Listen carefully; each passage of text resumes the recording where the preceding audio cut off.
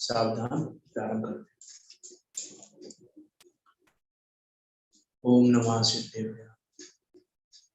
नमो अरिहंताणं नमो सिद्धाणं नमो आयर्याणं नमो वज्रायाणं नमो लोये सव्यसाहूणम्। मंगलम भगवान वीरो मंगलम गौतमो गणी मंगलम कुंद कुंदार्यो जैन धर्मोस्तु मंगलम। सर्व मंगल मांगल्यम सर्व कल्याण कारकम प्रधानम सर्व धर्माणां जैनम जयतु शासनम जैनम जयतु शासनम। यस्य स्वयं स्वभावाप्ते भावे कृतस्मै कर्मणे तस्मै संज्ञाने रूपाय नमोस्तु परमात्मने। प्रगटा सहज स्वभाव निज हुए कर्म अरिनाश ज्ञान रूप परमात्म को प्रणमु मिले प्रकाश प्रणमु मिले प्रकाश। आचार्य पूज्यपाद स्वामी द्वारा विरचित यह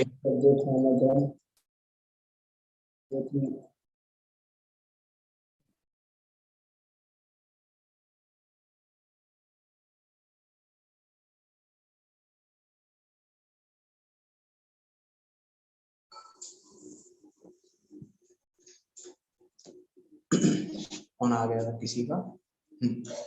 आचार्य पूज्यपाद स्वामी द्वारा विरचित यह इष्टोपदेश नामक ग्रंथ जो कि 51 गाथाओं में निबद्ध है और इष्ट का उपदेश देने वाला है।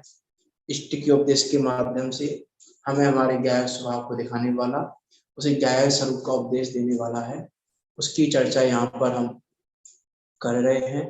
हमारी चर्चा चल रही है गाथा नंबर 20 पर। क्या कह रहे हैं आचार्य देव गाथा नंबर 20 में कि निर्णय करो। निर्णय करवा रहे हैं। यहाँ पर क्या निर्णय करवा रहे हैं, देखो गाथा पढ़ते हैं पहले। इतः चिंतामणिर्दिव्ये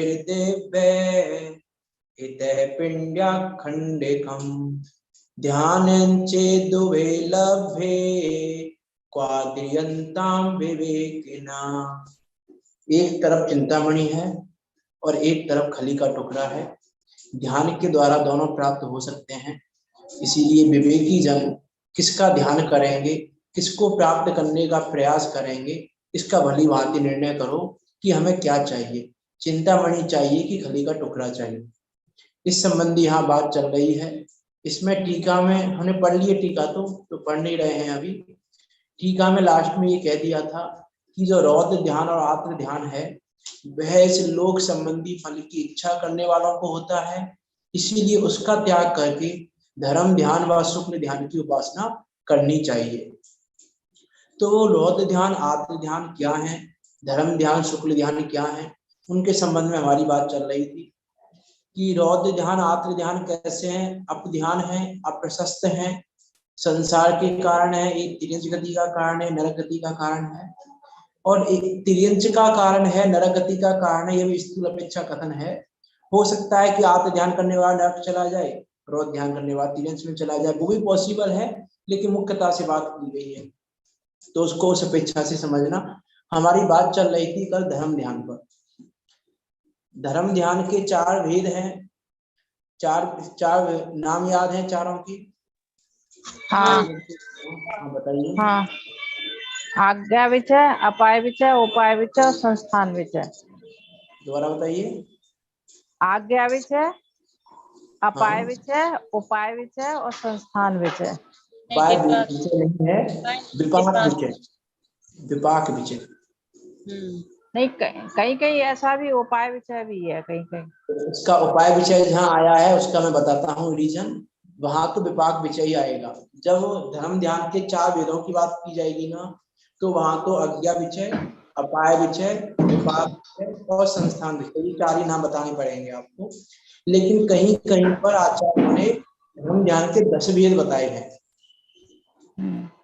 धर्म ध्यान के 10 भेद बताए हैं। उन 10 भेदों में एक उपाय विचय नाम का धर्म ध्यान कहा है, लेकिन आचार्य उमास्वामी ने उपाय विचय नहीं कहा है, क्योंकि उपाय विचय जो है ना, मैं क्यों कह रहा हूँ कि 4 वेदों में उसका नाम नहीं कह सकते हम, क्योंकि जो उपाय विचय है वो अपाय विचय में गर्भित होगा। जब हम 10 वेदों को अंतर गर्भित करेंगे 4 में, तो जो उपाय विचय है वो अपाय विचय में आ जाएगा। तो यदि हम 4 वेदों में अपाय और उपाय को अलग अलग करेंगे तो बात नहीं बनेगी। तो जो 10 वेद है वो 4 में अंतर गर्भित होते हैं, उपाय विचय के अंदर चला जाएगा, इसीलिए उसको अलग से उपाय विचय नहीं कहेंगे। इसलिए मैंने बोला था आपको दोबारा बोलने को। बात सही है, उपाय विचय आपने पढ़ा होगा, बिल्कुल पढ़ा होगा, क्योंकि 10 प्रकार के भेद भी मिलते हैं। 10 के भी नाम बता दूं मैं आपको एक बार। एक तो अपाय विचय, उपाय विचय, एक साथ याद करना, अपाय और उपाय। फिर है जीव विचय, अजीव विचय। फिर है विपाक विचय, विराग विचय, भव विचय, हेतु विचय, और अज्ञा विचय, संतान विचय। तो 4 तो नाम ये हैं, उसमें भी 4 नाम हैं ये 10 में से। उसके अलावा अपाय के अलावा एक उपाय हो गया, एक जीव अजीव हो गया, एक विराग, भव और हेतु। 6 नाम अलग से मिलते हैं, जिनको हम 4 में अंतर्गत कर सकते हैं। उसकी चर्चा नहीं कर रहे। अभी हमारी चर्चा चल रही थी कर अज्ञा विचय पर, अज्ञा का विचार करना। कर हमारी चर्चा चल रही थी कि अज्ञा का विचार करना। तो जो जिनेन्द्र देव की अज्ञा है, कल हमने कुछ बातें कही थी लास्ट में, हालांकि प्रकरण अंत में नहीं छेड़ना चाहिए था, जो हमने कल छेड़ा था। हमने कुछ बातें कही थी, उसमें से कुछ बातों पे आपकी असहमति भी आई थी, कुछ बातों पे सहमति भी आई थी, कुछ पे असहमति भी आई थी। तो असहमति और सहमति की बात नहीं है यहाँ पर कि सहमति या असहमति क्या है, सही या गलत का निर्णय, मतलब सही या गलत, कौन सही कौन गलत की बात भी नहीं है। यहाँ तो बात थी स्वादवाद और अनिकांत कि हम वस्तु का विचार, किसी प्रकरण का विचार स्वादवाद के आधार से कर रहे हैं कि एकांत के आधार से। क्योंकि जिनेन्द्र देव की अज्ञा एकांत रूप तो नहीं हो सकती, क्योंकि जिनेन्द्र देव की अज्ञा तो स्वादवाद और अनेकांत रूप है। तो कल हमने जितने भी प्रकरण लिए, चाहे वो जिनेन्द्र देव की भक्ति वाला प्रकरण हो, चाहे वो मुनिराज की विनय करने वाला प्रकरण हो, चाहे वो मुनिराज की तरह हिंसा के संबंधी प्रकरण हो, उन सब प्रकरण में हमको स्वादवाद लगाना पड़ेगा। कुछ चीजें उनमें ऐसी भी हो सकती हैं कि बिनवाणी में आपको कहीं डायरेक्ट पढ़ने को ना मिले, लेकिन इनडायरेक्ट वे में वो बात हो सकती है। जैसे मैं आपसे विषय को आगे बढ़ाना है, वैसे तो मैं यदि आपको और एक दो हमारी स्वादवाद और एकांत की दृष्टि कितनी है, हम उसका विचार करने के लिए मैं एक दो प्रश्न आपसे और पूछूंगी। जैसे मान लो मैं आपसे पूछूं कि आलू में जो अनंतानंद जीव पाए जाते हैं वो कौन से जीव पाए जाते हैं? सूक्ष्म जीव पाए जाते हैं कि बालक जीव पाए जाते हैं? निगोदिया जीव। निगोदिया तो अलग, मैं सूक्ष्म और बादल में से पूछ रहा हूँ। जो आलू में अनंतानंद जीव है वो सूक्ष्म जीव पाए जाते हैं कि बादल जीव पाए जाते हैं?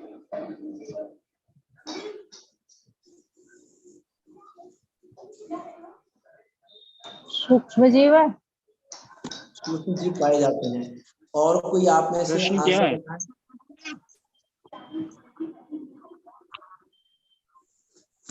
प्रताप जी आप बताइए, आलू में जो अनंतानंद जीव पाए जाते हैं वो सूक्ष्म जीव पाए जाते हैं कि बादल जीव पाए जाते हैं? प्रश्न क्या है? प्रश्न ये है, आलू में या किसी भी जलीय कंद में जो अनंतानंद जीव पाए जाते हैं, वो अनंतानंद जीव सूक्ष्म जीव है कि बादल जीव पाए जाते हैं?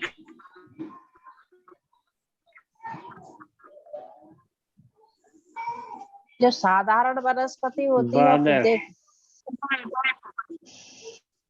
मैं साधारण प्रत्येक वनस्पति की बात नहीं कर रहा हूँ, वो साधारण प्रत्येक वनस्पति एक अलग अलग प्रकरण है। सूक्ष्म और बादल जीव के दो भेद किए हैं ना आगम में, सूक्ष्म जीव और बादल जीव।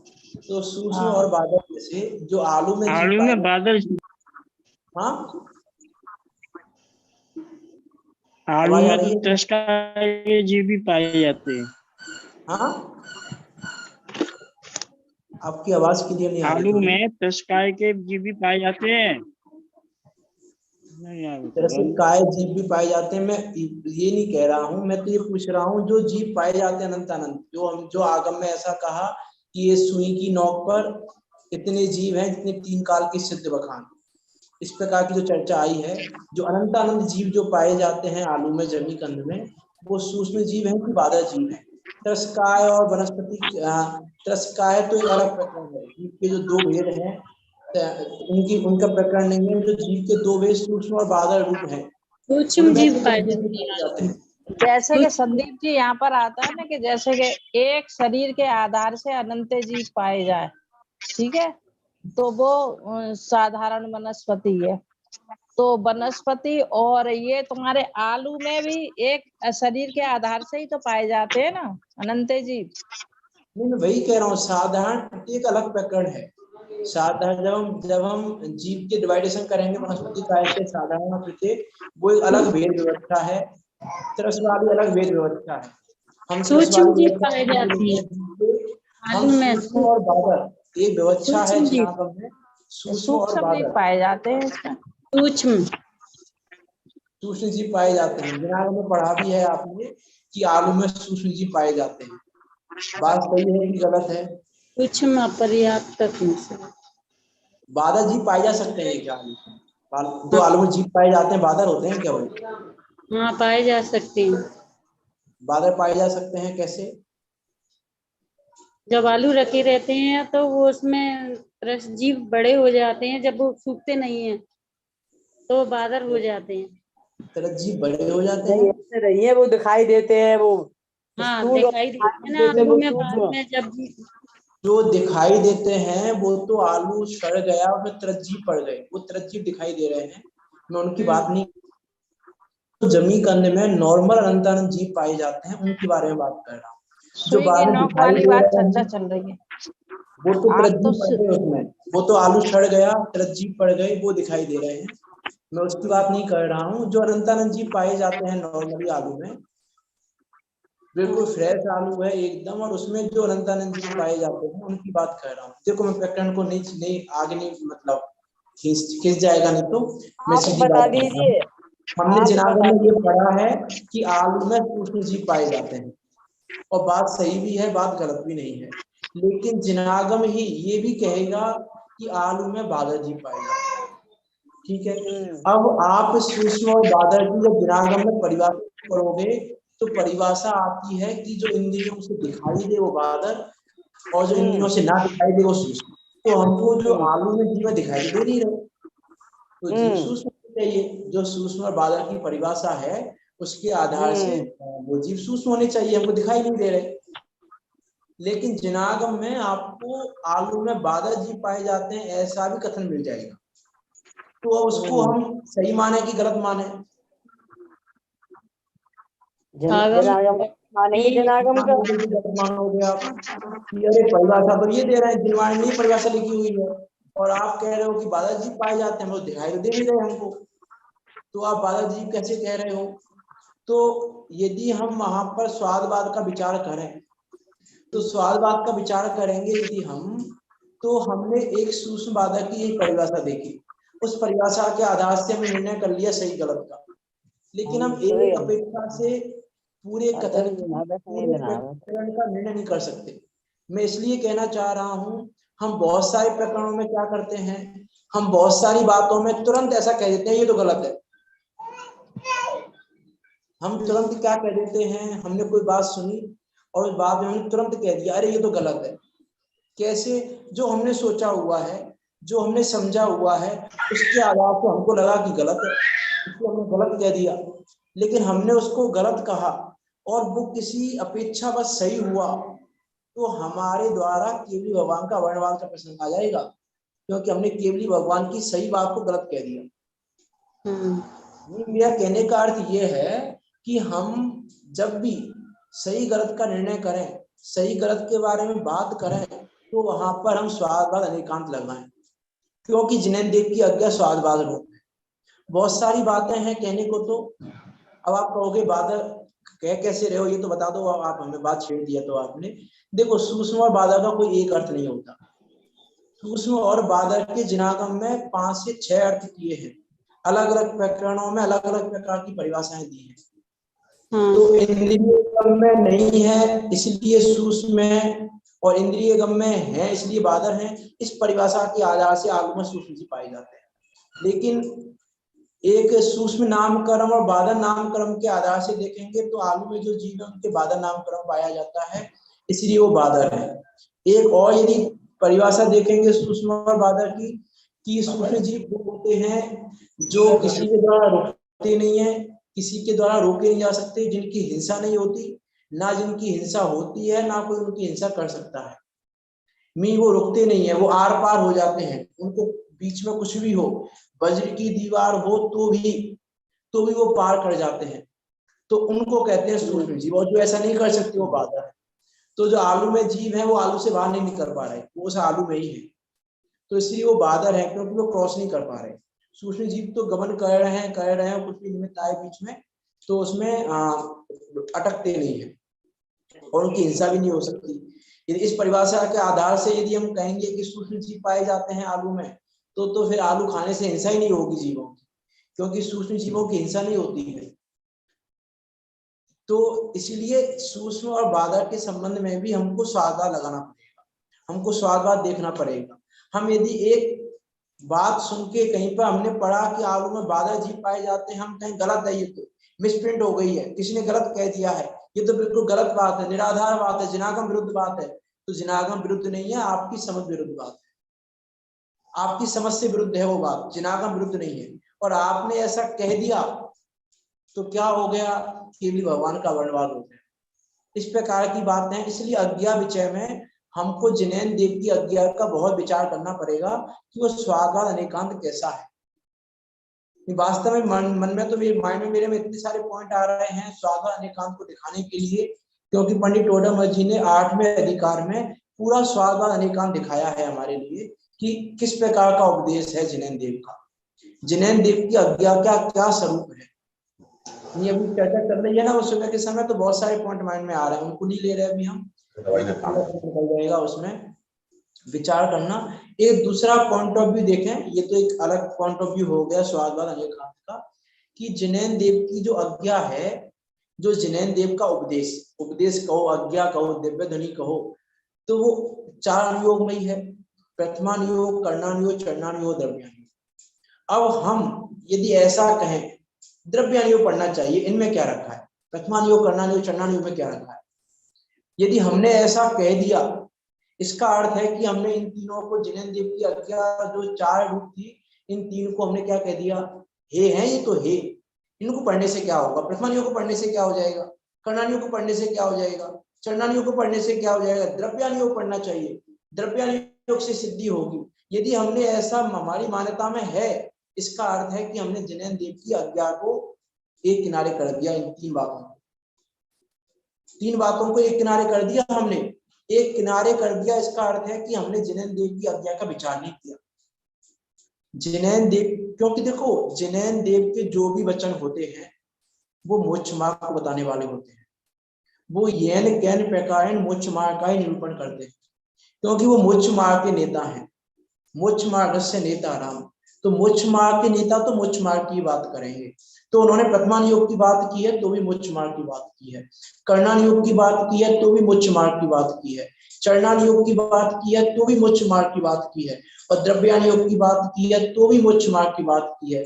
अब हमारी मान्यता में यदि हमने ये बैठा लिया कि मोक्ष मार्ग तो द्रव्यानुयोग से ही होगा, इन 3 से नहीं होगा, तो फिर हमने इन 3 बातों को किनारे कर दिया। जिनेन्द्र देव की अज्ञा को किनारा करना अर्थात हमने कितना बड़ा वर्णवाद कर दिया केवली भगवान का, उस केवली भगवान का हमने कितना बड़ा वर्णवाद कर दिया। इसका हम विचार करके देखें कि हमारी मेंटेलिटी तो नहीं है ऐसी। अज्ञा विषय धर्म ध्यान के संदर्भ में देखो, बाह्य और आध्यात्मिक दोनों भेद है इसके भी।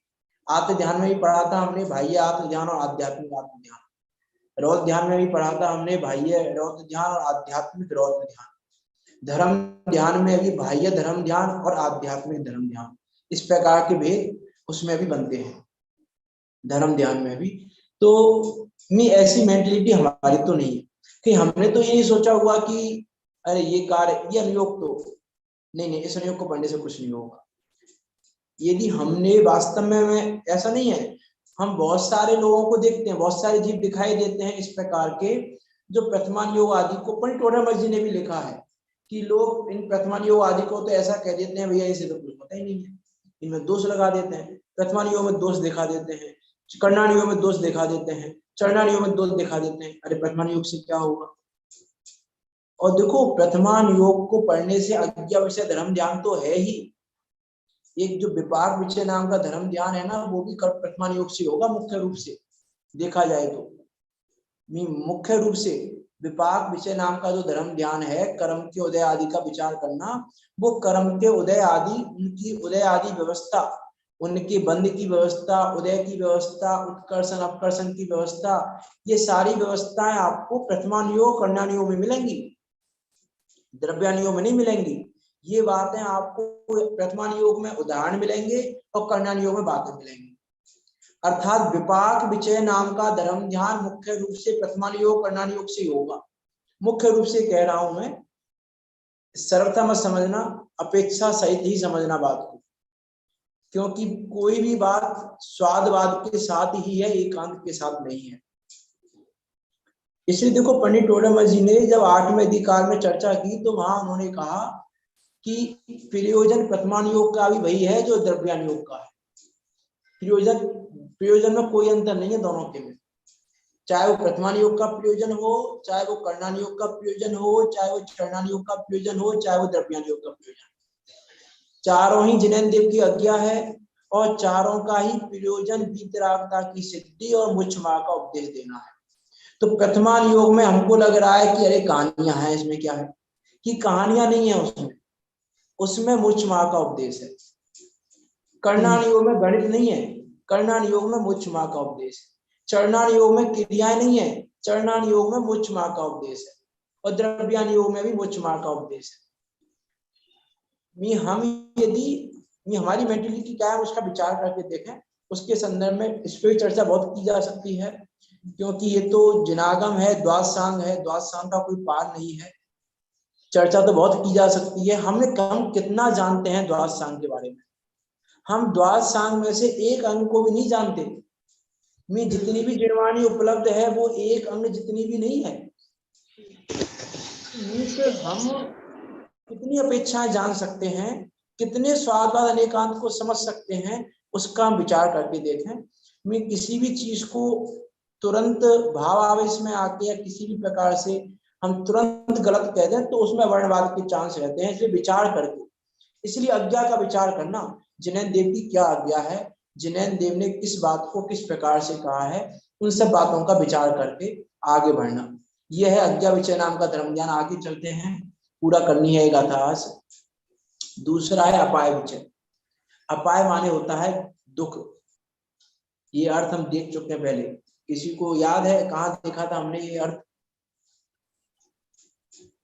आप में से कोई बता सकते हैं ये अर्थ हमने कहाँ पे देखा था?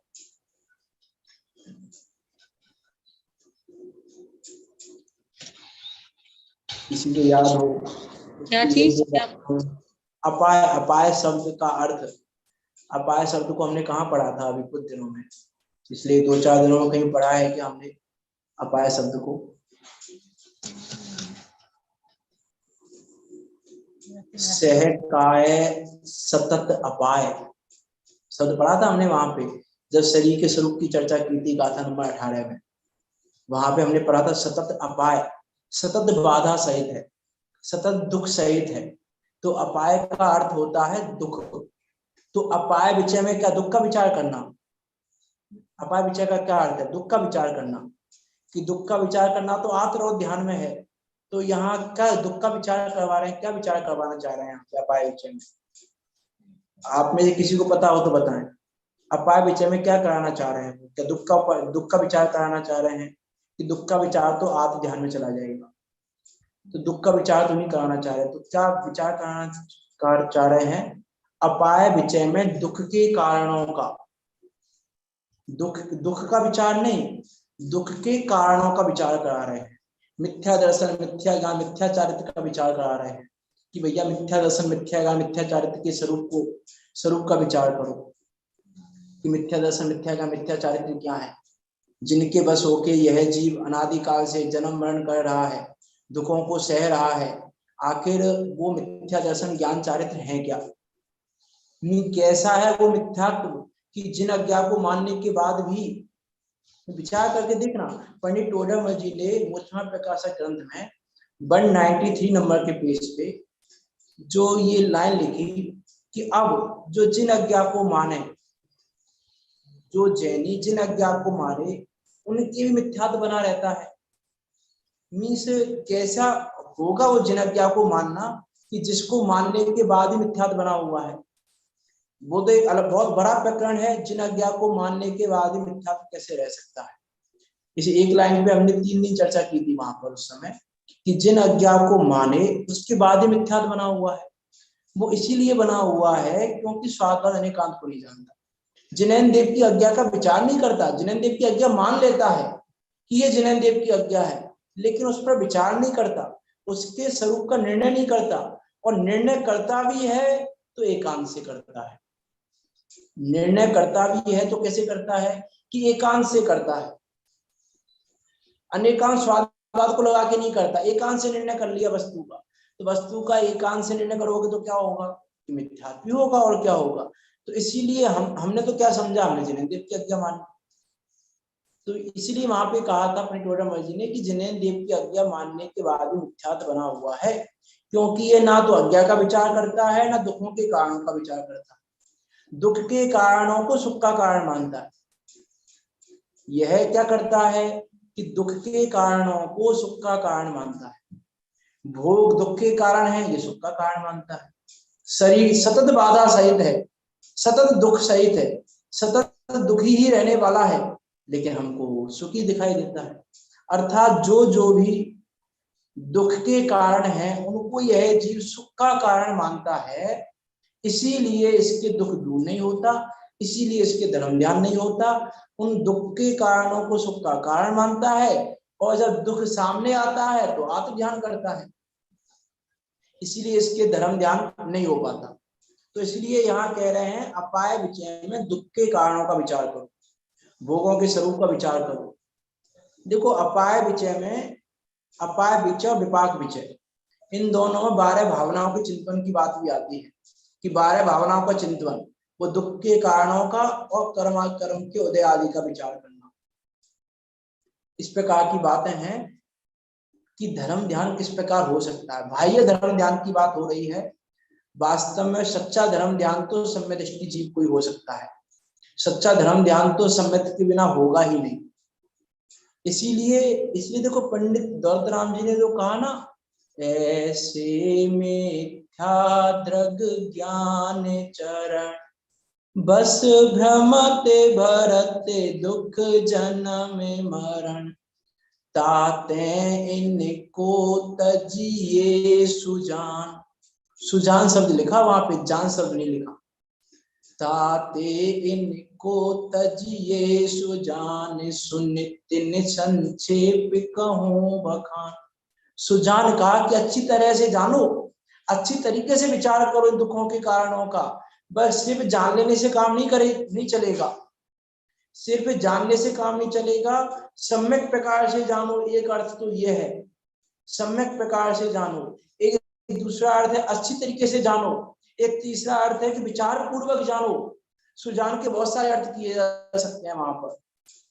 अब विचार करना, किस प्रकार की बातें की जा रही हैं। अपाय विचय में उपाय विचय भी गर्भित हो जाएगा कि दुख के कारणों का विचार करना और सुख के कारणों का भी विचार करना। सुख के कारण का विचार उपाय विचय और दुख के कारण का विचार वो अपाय विचय। तो ये दोनों धर्म ध्यान गर्भित हो जाते हैं अपाय विचय में। जो 10 वेदों में बात की थी ना हमने उपाय विचय की, तो संसार दुख का कारण है उसका विचार करना तो अपाय विचय हो गया, और संसार से मुक्त होने का विचार करना अर्थात सुखी होने का विचार करना वो उपाय हो गया, दुख से मुक्ति का उपाय। तो वो हो गया उपाय का विचार करना, उपाय विचय। ठीक है, आगे चलते हैं। तीसरा है विपाक विचय। विपाक विचय में क्या आएगा कि विपाक विचय में आएगा कर्म के उदय आदि का विचार करना, कि जब कर्म के उदय आदि आए तो कर्म के उदय आदि के प्रसंग में हम विचार करें। क्या विचार करें कि कर्म के उदय का विचार करें। कि कर्म के उदय का विचार कैसे करेंगे? कर्म के उदय का विचार कौन करवाएगा? कर्म के उदय का विचार किस प्रकार कर सकते हैं हम?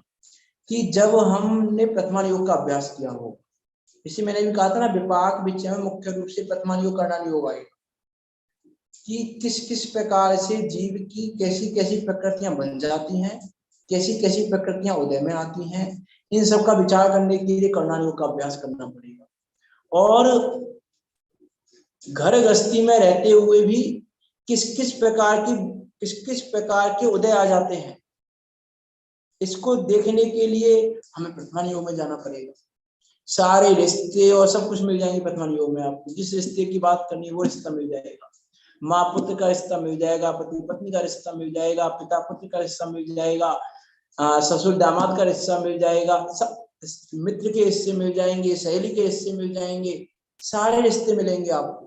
जो जो रिश्ते आपको चाहिए सब रिश्ते मिलेंगे वहां पे। अब विचार करना वहां उन रिश्तों में उन्होंने क्या किया और हम क्या कर रहे हैं। कोई कर्म का उदय आ गया, हम क्या कर रहे हैं, उन्होंने क्या किया था। अब उन्होंने क्या किया वही पता नहीं होगा हमको, तो उदय का विचार कैसे करेंगे। प्रथमा योग हम पढ़ना चाहते नहीं, प्रथमा योग हम पढ़ेंगे नहीं। अब प्रथमा योग हमने पढ़ा नहीं तो हम विचार किसका करेंगे भाई। हमें किसी ने जंगल में छोड़ दिया तो विचार किसका विचार करें हम। हमारे ऊपर किसी ने जलती हुई सीढ़ी तो कोई नहीं रखता। खैर आजकल इतने बड़े प्रसंग तो नहीं आते, और सिंपल प्रसंग आते हैं, कोई गाली गलौज हो गई, कोई कुछ हो गया तो हो गया। अब उस समय हम विचार कैसे करेंगे जब हमको पता ही नहीं है कि क्या हुआ महापुरुषों के साथ। जब हमको महापुरुषों की बातें पता ही नहीं है तो किसके आधार से विचार करेंगे। विचार करने के कुछ तो आधार चाहिए। क्या आधार है विचार करने का? यहाँ पर संदीप जी एक मेरी शंका है कि जैसे द्रौपदी का चीरहरण हो रहा था जिस समय, उस समय द्रौपदी ने कौन सा ये जो धर्म ध्यान था उसका विचार किया कि उन्हें ना तो दोष दिखा अपने पति में और ना दोष दिखा अपने जेठ में, देवर में, क्योंकि सब धनुर्धारी थे और सब सक्षम थे, फिर भी उन्हें कोई दोष नहीं दिखा। तो उस समय उन्हें कौन सा ध्यान चल रहा था? देखो, पहली बात तो मैं आपको एक बात क्लियर कर दूं कि द्रौपदी का चीरहरण नहीं हुआ, ठीक है। अब ऐसा तो आता है ना, हरिवंश पुराण में आता है। देखो देखो चीरहरण का प्रसंग आया था, चीरहरण नहीं हुआ था। जो अन्य महाभारत में दिखाया जाता है कि दुशासन लेने गया था, ये प्रसंग आया था, दुशासन लेने गया था। लेकिन हमने जो महाभारत देखी है टीवियों में, उनके आधार से महाभारत के बारे में, रामायण के बारे में बहुत सारी मेंटलिटी हमारी सेट हो गई। लेकिन जिनागम के आधार से यदि हम देखेंगे तो वहां दुशासन को समझाने भीष्म पितामह पहुंच चुके थे। तो वहां से वो द्रौपदी को लेकर नहीं आया था दुशासन, वहां से वो खाली हाथ ही आया था, वहां से द्रौपदी को लेकर नहीं आया, उसका चीरहरण नहीं हुआ। प्रसंग बना था वहां पे इस प्रकार का, जुए आदि का खेल हुआ था, वो सब हुआ था, वो सारे प्रसंग हुए थे, लेकिन चीरहरण का प्रसंग नहीं हुआ। पहली बात उसने दुर्योधन ने भंडवचन भी बोले थे द्रौपदी के लिए। हाँ, वो सब तो हुए थे। हाँ, लेकिन चीरहरण का प्रसंग नहीं हुआ था कि जैसे अन्य में दिखा दिया जाता है कि भैया कृष्ण ने चीर बढ़ा दिया और ये हो गया। और नहीं, वो तो खैर नहीं हुआ। इसलिए भी नहीं, देखो इस प्रकार की मान्यताएं हो जाती हैं क्योंकि कुछ कवियों ने भावना बस इस प्रकार के शब्द लिख दिए, द्रौपदी का चीर बढ़ाया, बात ना उसमें लाइन, द्रौपदी को चीर भराया और सीता प्रति कमल रचाया।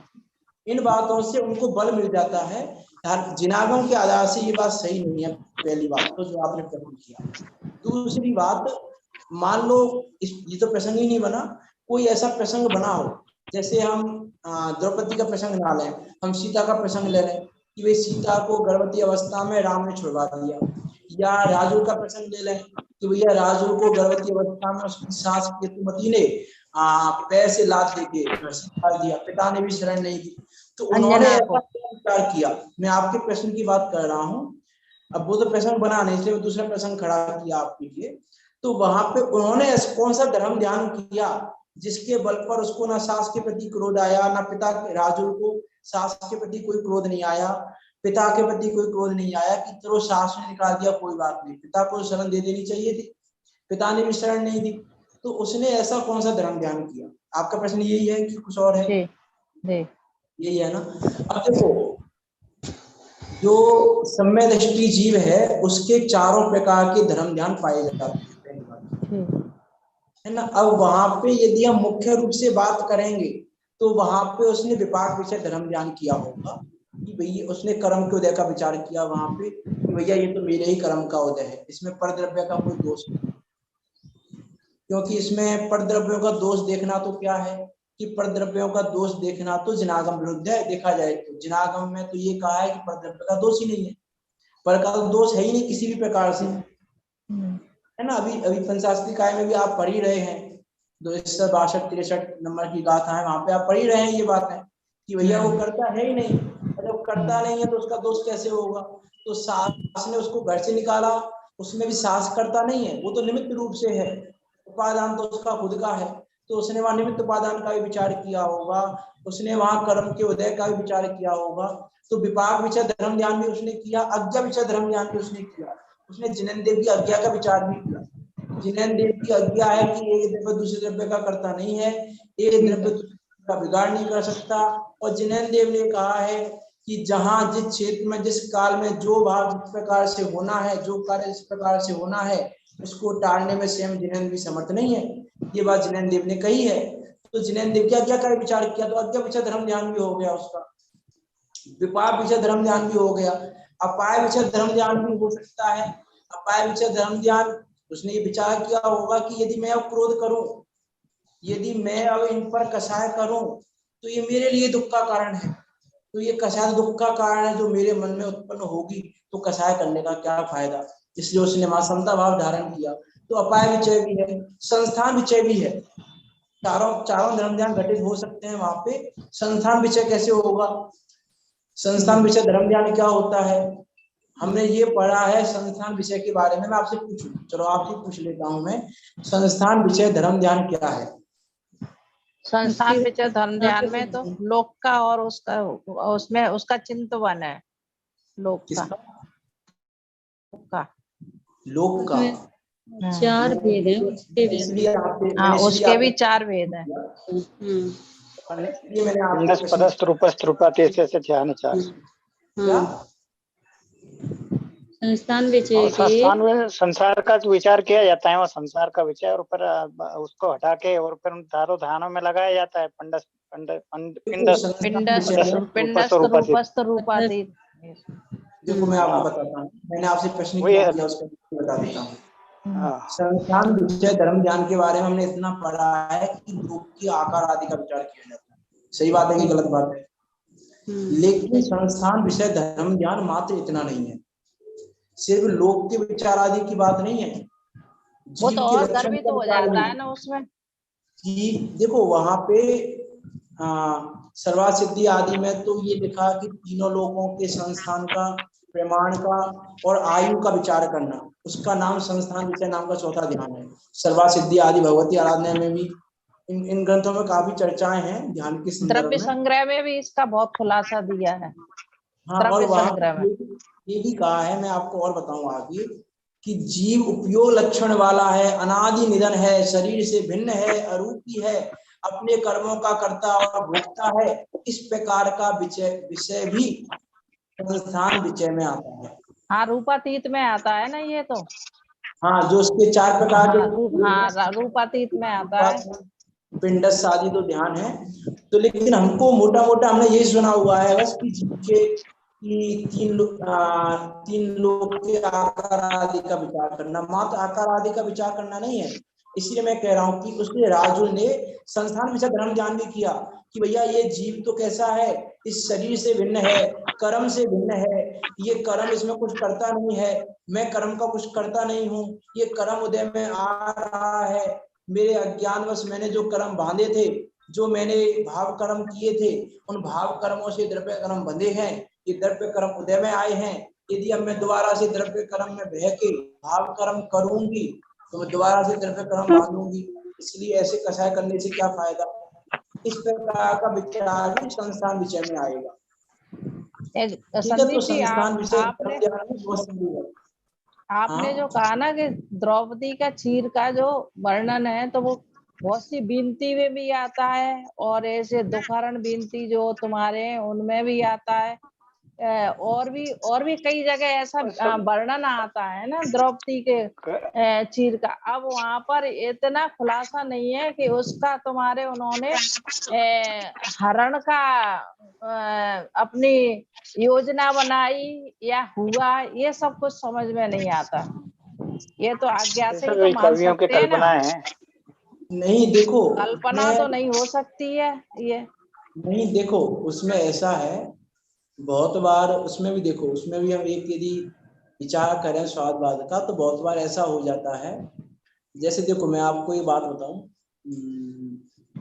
जैसे उसमें पंडित टोडरमल जी ने पेज नंबर 297 पे एक बात कही मोक्षमा प्रकाशक ग्रंथ में, कि जो कोई कथन किया जा रहा है या कोई वर्णन किया जा रहा है, कुछ कहा जा रहा है, तो उसके दो प्रकार से अर्थ निकलते हैं, एक रूढ़ि अपेक्षा, एक अर्थ अपेक्षा। तो हम ये भी कह सकते हैं कि मान लो किसी ने वर्णन कर दिया ऐसा चीरहरण के बारे में, तो वहां उस समय रूढ़ी चल रही थी ऐसी, वो रूढ़ी जो किंवदंती चलती आई है, किंवदंती चल रही है, उस किंवदंती को चलते हुए उन्होंने ऐसा सुना, तो उन्होंने उसको लिख दिया, लिखने में आ जी गया, जी, है ना। यही इस प्रसंग है, प्रकार सही की बात बातें है। हो जाती है, और रूढ़ी अपेक्षा है, उसको रूढ़ी अपेक्षा ही जानना, है ना। इस प्रकार की बात, मतलब वो कथन रूढ़ी अपेक्षा भी हो जाते हैं, अर्थ अपेक्षा भी हो जाते हैं। तो और रूढ़ी शास्त्र अपेक्षा पढ़ना चाहिए, सही आ बात। गया, तो उसको बराबर समझना, और उसको अन्य अन्य अन्य ग्रंथों के आधार से मिलान करना, कहाँ क्या सही है क्या गलत है, का भी विचार करना। देखो ये तो आजकल की महाभारतों में दिखा दिया जाता है, लेकिन वहां पे इतने ज्ञानवान लोग थे जो बैठे थे वहां पे, धर्म को समझने वाले थे। ये विचार भी करना संस्थान विषय में आता है। था, उस अन्याय का विरोध भी हुआ, वो अन्याय रुका भी, कुछ ग्रहण नहीं हुआ। इस प्रकार का वर्णन भी आपको, आप जैन महाभारत पढ़ोगे तो उसमें मिल जाएगा। ठीक है, तो इसका विचार करना। तो वहां पे हमने राजू के प्रसंग में घटाया कि राजू ने जो आपने प्रश्न किया था, कि उसने चारों प्रकार का धर्म ध्यान किया, वहां पे अज्ञा विचय भी किया, अपाय विचय भी किया, विपाक विचय भी किया, और संस्थान विचय भी किया। तो ये चारों प्रकार के धर्म ध्यान किए। हम गाथा का कंक्लूजन ले लेते हैं, कल से अगली गाथा प्रारंभ करेंगे। 1 मिनट का समय लूंगा उसमें। तो यहाँ पे क्या कह रहे हैं, टीका तो हमने पढ़ी हुई थी, भावार्थ पढ़ लेते हैं। प्रथमानुयोग की कथाएं हैं, वो कोई कल्पना थोड़े ही है, आचार्यों की लिखी हुई है। और वो देखो, भी जिन जिन जिन धर्म केवलियों द्वारा कहा गया है, वो भी जो प्रथमानुयोग है, कल्पना थोड़े ही है, अरे ये कल्पना हो ही नहीं सकती है। सुमन बेन जी सुनो, सोनंदन जी, हाँ, कल्पना तो आचार्य ने ऐसी करी है कि आप सुनोगे तो आपके कान खराब हो जाएंगे। नहीं मैंने तो एक बहुत सोमदेव सूरी, प्रथमानुयोग बहुत पढ़ा है। मेरी बात सुनो। एक सोमदेव सूरी महाराज हुए हैं, उन्होंने उपास का अध्ययन अंग लिखा है यशस तिलक चंपू में। उसमें आपके 16 द्रव्य लिखे हैं उनके। उनकी कल्पना कैसी कि सुनो आप, जो कहते थे उन्होंने सारा में लिखा 16 द्रव्य। क्या अष्ट द्रव्य तो अपन लेते हैं, उसके साथ में गोबर, दूब, मिट्टी, पाक और जाने क्या क्या 16 द्रव्य लिखे, तो हम मानेंगे क्या? बताओ आप। जहाँ ऐसे आचार, वीतरागता आएगी वो उसको आचार मानेंगे। हो ही नहीं सकते, ऐसा लिखते हैं तो आचार हो कैसे तो सकते हैं फिर वो? अब क्या करेंगे बताओ आप। नहीं तो सारे आचार हो लोग ही नाम नहीं ले रहे सकते। हैं उनका, जो सोमदेव सूरी का, सोमदेव सूरी को लोग पढ़ रहे हैं अभी, सब नाम हाँ लेते पढ़ हैं रहे। उनका। सोमदेव सूरी के एस तिलक चंपू में ये लिखा है, वो लिखा है, वो पढ़ते नहीं है क्या लिखा है। मैंने कई नहीं लोगों को दिखाया वो शास्त्र लाके। नहीं तो वो मेरे मन आचार की हो कल्पना कैसे नहीं बोल रहा सकते हूँ हैं? मैंने। जो देखो जो तुम्हारे फिर बताओ आप, जो क्या जो जो देखो द्रव्य रूढ़ीवादी हम भी तो आ छूने सकती है में, ना, रूढ़ीवादी पे आ सकती है वो। नहीं नहीं जो हम देखो, द्रव्य छू नहीं रूढ़ी सकते में आ हैं तो सकती है, जो उसको तो संदेश मैं बता रहे हैं ना वो सही है। नहीं, ऐसा वो तो नहीं है खैर कि सही है। हर गलत बात को रूढ़ी में कह के भी नहीं टाल सकते। आप हर नहीं गलत सही है बात वो को रूढ़ी आपका। में नहीं ले सकते। मैं उसका अर्थ तो कल खोलूंगा, थोड़ी चर्चा कल ही करूंगा इसकी। ये व्याकरण जब आ गया है ऐसा, तो इसकी थोड़ी चर्चा कल करेंगे। आप, मैं एक हिंट दे देता हूँ बस आपको, आप प्रथमान योग के व्याख्यान का विधान, वो इस संदर्भ में पढ़ना, उस विषय को 8वें अधिकार में, जो यहाँ प्रकरण अभी बात आई है, कल्पना में है कि नहीं है, कल्पना में कुछ कहा गया है कि नहीं कहा गया है प्रथमान योग में, क्या कहा गया है, किस प्रकार से क्यों कहा गया है। हाँ, उपमा तो दी है आचार्य जिनसेन आचार्य ने आदि पुराण में मरुदेवी माँ के लिए उपमा तो दी है उन्होंने, लेकिन ऐसा नहीं है कि जो निरर्थक हो, ऐसा ऐसा नहीं कहा है उन्होंने उसमें, जो आदि पुराण ग्रंथ है उसमें। चर्चा कल करेंगे, अभी अगली क्लास का समय जिनसेन हो गया। आचार्य है वो कोई मामूली आचार्य थोड़े ही थे। जिनसेन आचार्य की बात करेंगे तो जिनसेन आचार्य ने पूरे 20 पंथ की आमना के पुष्टि की है उसमें बेन जी। 13 पंथ का कुछ नहीं लिखा है, आप पूरा पूरा शास्त्र पढ़ेंगे ना तो आपको मालूम पड़ेगा वो भी। नहीं, मैंने पढ़ा है ना, जो आदि पुराण जो पढ़ा है, जो हरि मूल पुराण अपने पढ़ा है। जो जैसे अमृतचंद आचार्य है, ये बात फालतू की नहीं करते हैं, आचार्य कुंद है, ये जो बाकी तो बात के जो है ना बहुत मतलब उन्होंने अपनी अपनी मान्यता डाली है उसमें काष्ठा संघ और ये संघ वो संघ बहुत सारे हुए हैं ना, बहुत सारी हाँ, बातें तो आती हैं। हुए ना, तो इस वजह से। ये मैं क्लास को भी एंड कर रहा है, क्लास को भी समाप्त करते हैं, कल चर्चा करेंगे इसकी। इस प्रकार आचार्यों में दोष लगाना भी उचित नहीं है। ये आप नहीं कह सकते, ये आप नहीं कह सकते कि जिनसेन आचार्य ने लिखा है, अरे हो सकता है दोस्त की बात नहीं है आप नहीं कह नहीं, सकते। जी, दोस्त की बात नहीं है। अब वो ये उसमें जो समय का कुछ होगा ना, उस समय का उन्होंने लिखा होगा। नहीं पर जो अपने उसमें को तो आया है कि शास्त्र में जिनसेन विचारता आना आचार्य चाहिए। कृत, तो फिर हम हाँ, उसको तो लेकिन वो जो लिखा है तो वही तो मानेंगे अरे फिर। उन्होंने देखो, 1500 पे लिखे, 2 कल चर्चा प्रथमार्ध करेंगे, 2 उत्तरार्ध 2। कल इस पर चर्चा करेंगे।